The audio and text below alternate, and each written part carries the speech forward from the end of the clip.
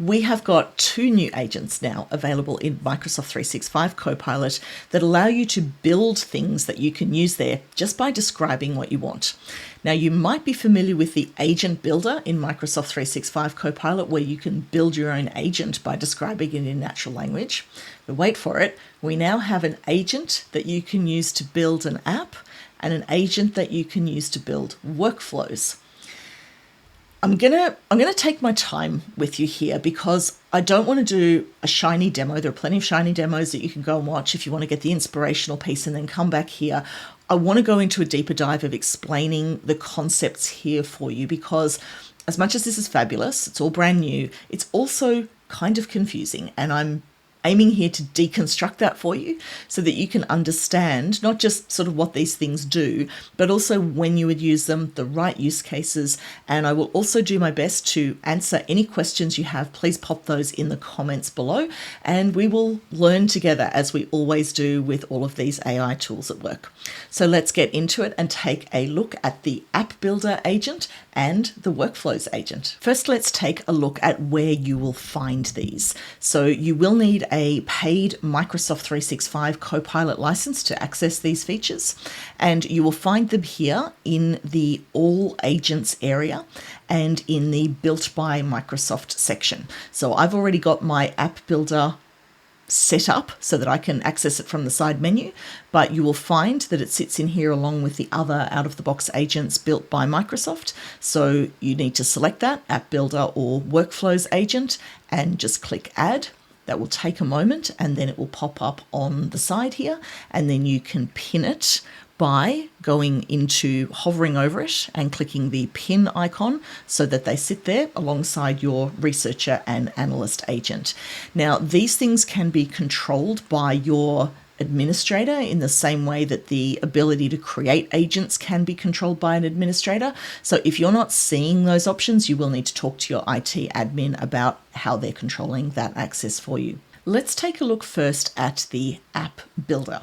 Now, the concept here of what you're actually building, we use the word app to mean lots of different things. We use the word agent to mean lots of different things.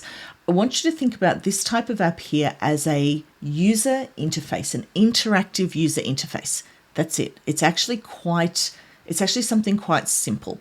This is designed for knowledge workers, information workers, individual employees to create an interface, a form of some kind or a display of some kind that makes it easy for them to interact and work with something. This is not at all an enterprise app that you're going to share with the whole company. If you want to be building that kind of thing connected to enterprise data sources with proper permissions and sharing and full control over every element of everything and publishing on multiple surfaces, that's Power Apps. That's over there somewhere else in Power Platform. This is designed to be a very, very, very limited version of an app user interface type element. This is the same principle as we look at all of these things. The agent builder in here, very, very limited compared to Copilot Studio full version, where you can be building things that completely transform business processes. And we'll see the same parallel with the workflow agent and Power Automate. So let me show you an example of what this actually is so that you can get a sense of it. I'm going to put a prompt in here that says, I want to create an app that will help me manage a list of my personal articles and videos. This is actually a real use case that I have. I work across all of this stuff all the time. I'm constantly coming across videos I want to watch and articles I want to read, and I just can't keep on top of it. Now, I could use To Do or something. I just don't find that very effective. So the idea for me of having a special little app, basically a screen, the user interface as part of my Copilot experience in the context of where I'm working that helps me just track and manage and jump into those is a good use for this, something like this. Now, little tip for you here.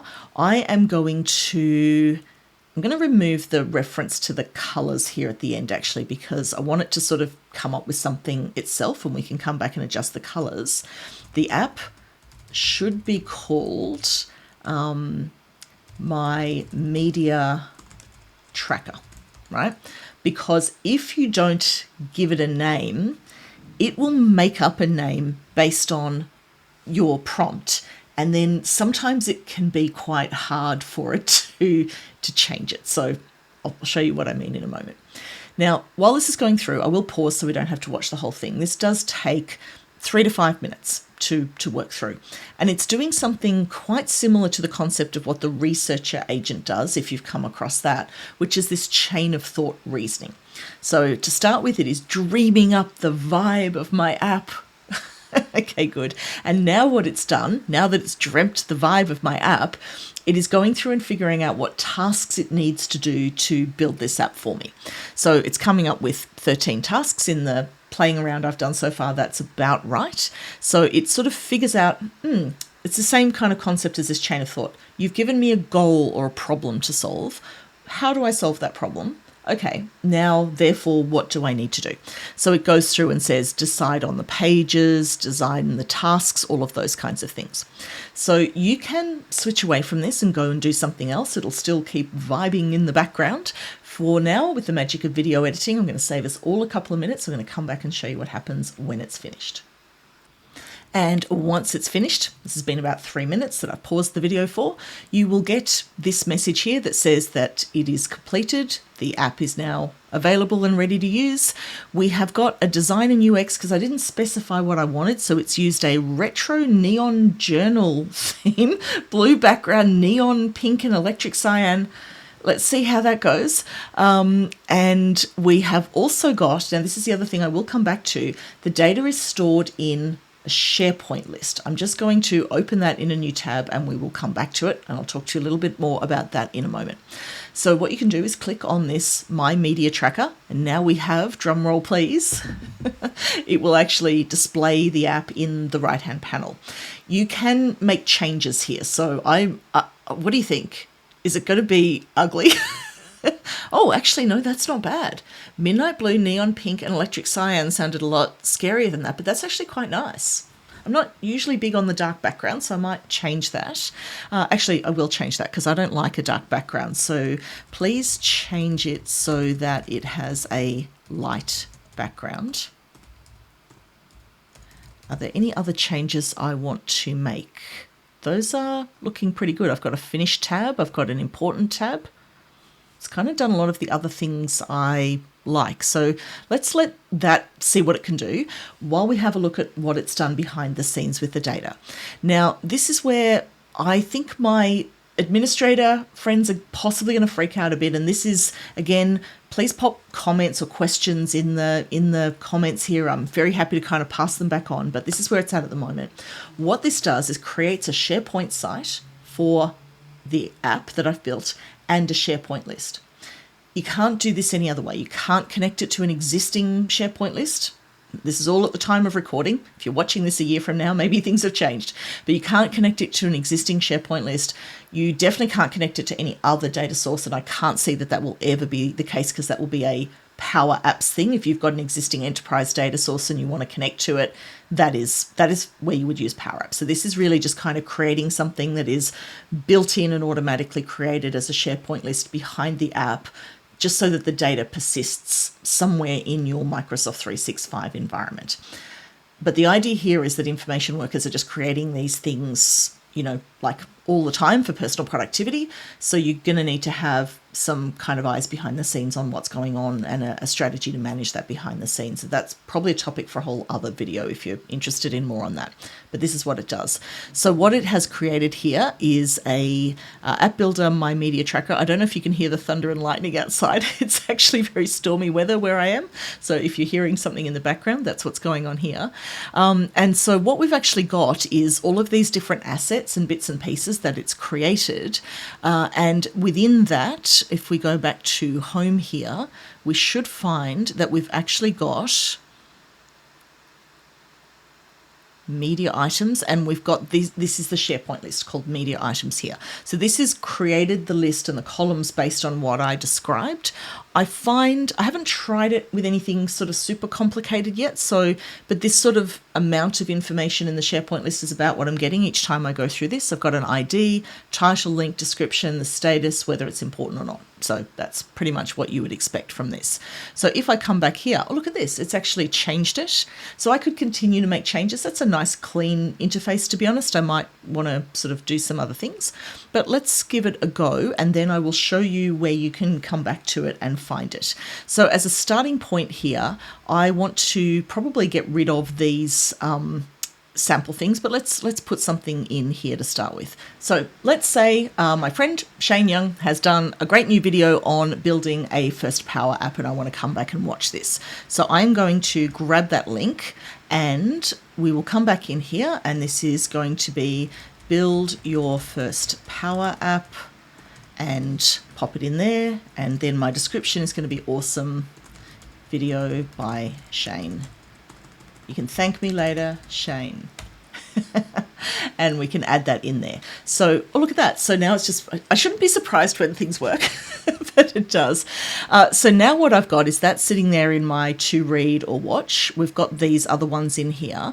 I'm just going to come back into here and actually kind of get rid of all of these other ones. The one that I've just added here isn't already in there. Actually, I might leave that top 10 productivity hacks because that could be a good one. We'll check that out. It's just sample data. Actually, no, it's example. So look, you'll see that. Don't get caught by this. Top 10 productivity hacks. That looks good. That's that's sample data. It's complete junk. It's just to show you what the app looks like at the start. So you will want to get rid of that demo data. So we're going to come in here, and if I come across here and now have a look at my finished and important, if I come and say this one is important, the app is now just updated with all of the other things. That's sitting there in the important link, and the other ones have got nothing else in there. Now I might want to rejig this in a certain way, but that will allow me to click straight through. I'm actually quite happy with that. So now that I've finished, what I'm going to do is close that out, and now I'm back in my main Copilot experience. Where this lives is inside the app builder agent. So this isn't going to sit, I'm not sure how I feel about this. It isn't actually sitting on the side as a separate app. It kind of lives and breathes and exists inside the app builder agent. So to get back to it, I'm going to come back in here, and this is the list of my apps. If I share this with a colleague, it's a little bit like sharing these productivity agents. I could just share a link with a colleague and they could use it as well, but we can't both kind of edit it in the same way as a Power App. So this is my apps or things shared with me. So here's my media tracker app, and then I can come back in here and play, and that will open that up in there. So I could come in here and put in other things that I want to watch. If you want to get back out of this, it's a little bit confusing. What you need to do is click new chat, because remember, you're sort of inside this agent chatting with the agent, and it's displaying an app that you've built inside that agent. I did say this was confusing, didn't I? So hopefully you're getting it. So you're going to go, the app builder agent allows you to create these apps, and it kind of stores them and manages them sort of in a chat each time. So it's almost like each one of these is existing as a persistent chat. You can edit this as well. That will take you back into a natural language experience where you can chat with the app builder. The other one that I have had a play around with here, let's play this. This is the idea of something where you're organizing a conference agenda. This is actually one of the suggested prompts that Microsoft put out to sort of say, I'm organizing a conference agenda. The other one is kind of really my own use case, but you can see that you've got a different type of user interface here. This one actually designed the user interface based on a prompt, and then I went in and said, please put our corporate colors in, and actually gave it the hex codes of the corporate colors. So that's something else you can do there as well. So that is the app builder agent. I want you to think of this as building a personalized user interface that you can use for personal productivity type things. Let me know what questions you've got, and we're going to keep working through this. But I also want to show you the workflow agent builder, which I think you will find a little bit easier to grasp, because this is actually something that people have asked me for a lot.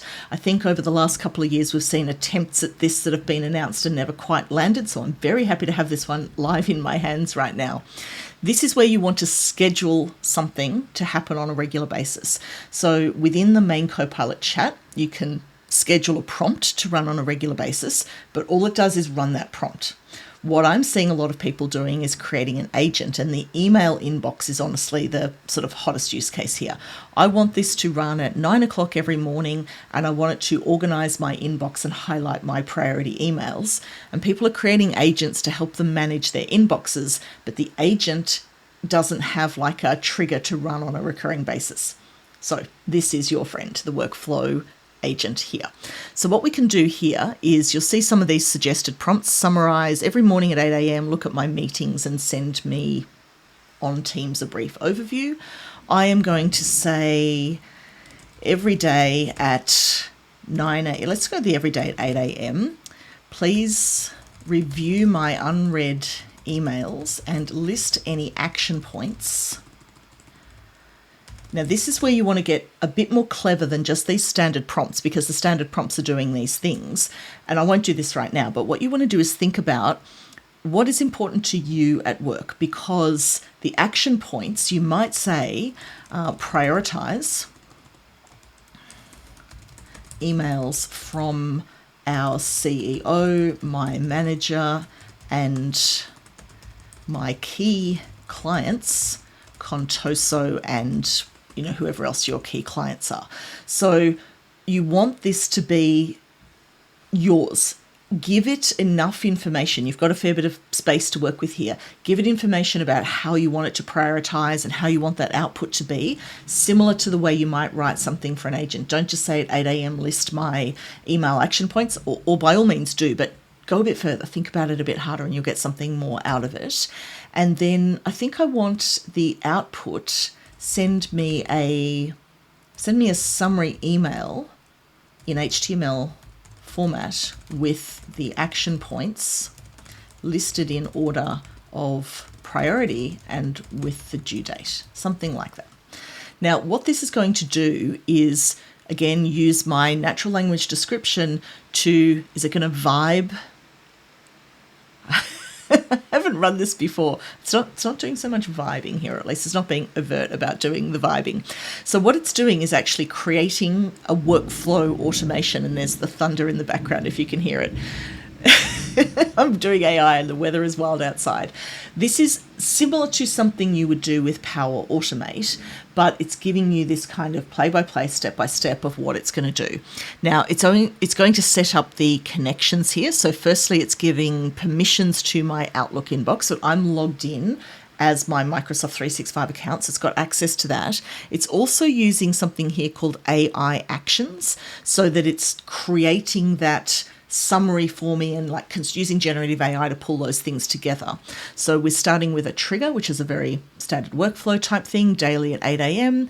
We have got the unread emails from my inbox, and then send the summary and send it to my email address there. All right, so we are just going to hit save on that, and then that should run at 8 o'clock every morning. And then once it's done, it's confirmed all the steps. You'll see the save icon comes back, and you've got your confirmation there that we can close. Now let's run a test, because it's like it's not 8 o'clock in the morning here, so I'll be waiting a little bit for it. How do I want to test the workflow automatically? Test now. Actually, no, I have to use it manually the first time because I haven't actually done it before. So let's just run it and see what it does. Now, this is a demo tenant that I'm working with. This is actually not my real email. I've got a bunch of random things in here. So I think the output is going to be a little bit like junk, but you will see the concept, and I would encourage you to have a go with this on your real email and see what it can do. Some of any other kind of workflow things you've got, this is a really good chance to think about sort of automations of things that you want to run. It doesn't have to be on a schedule. It could be based on a trigger of some other type of thing that happens. So again, these sort of personal productivity kind of workflows. Okay, I've just heard that wonderful thing that happens when you're testing a workflow that results in an email, which is the Outlook bing which means something's happened. And here it is. I haven't even opened it. We're going to do this live. So I'm going to click on this. Here we go. Summary of action points from unread emails. So again, I said this is a demo tenant, so we've got a bit of junk in here. I have joined a group, no action required. So this has got a bunch of kind of things in here that are not real, but nicely formatted email. The thing worked, it came through. And so there you go. That's the kind of thing that you can do. So now in Microsoft 365 Copilot, you've got the app builder agent to build those lightweight user interface apps. You've got the workflows agent to build workflows. Don't forget, you can also come in here and use the light version of Copilot Studio to build agents for your own personal productivity. If you'd like to know more about that, I've got a video on that here. Hit me with your questions. I'll do my best. Thanks for watching.